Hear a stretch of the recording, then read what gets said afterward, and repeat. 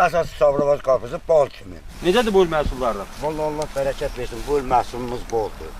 Prosto biraz qiymət aşağıdır da, bu məhsulun biraz qiymət aşağıdır. Yaxşı olsa, lav yaxşı olardı. Artıq bir neçə gündür ki, Sabirabadda bostan sahələrində qarpız yığımına başlanılıb. Fermerlər qeyd edirlər ki, bu il qiymətlər ötən illə müqayisədə bir xeyli aşağıdır. Bunun da səbəbi odur ki, sahələrdə bol məhsul yetişdirilib.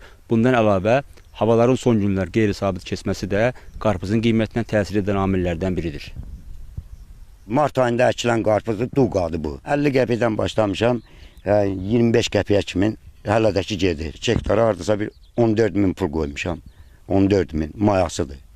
Bu 14 min çıxardınacaq bizimki bizə verilir. Toxumda, sərkilyonkada, hamısında da fəhlə pulu, hər şey pulu. Yəni ki, qiymət biraz xərci baha başa gəlir də.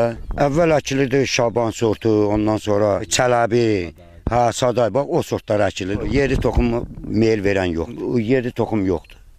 Yəni, yalnız hamısı başqa ölkələrdən gəlir də bu sortlar. Grandisdən başqa qarpız əkmirik də. Yəni, ən yaxşı sort budur. Əsas bu dəqiqə əkilir Grandisdir. Əkilibdir, bəli. Xaricdən gəlir, Fransadan gəlir. Yerli toxumu bəli əkilmir. İndi hal-hazırda tələbat bu qarpızadır da. Yəni yığım inşallah bəlkə də bir gələn ayın axırına qədər inşallah olmalıdır yığımımız.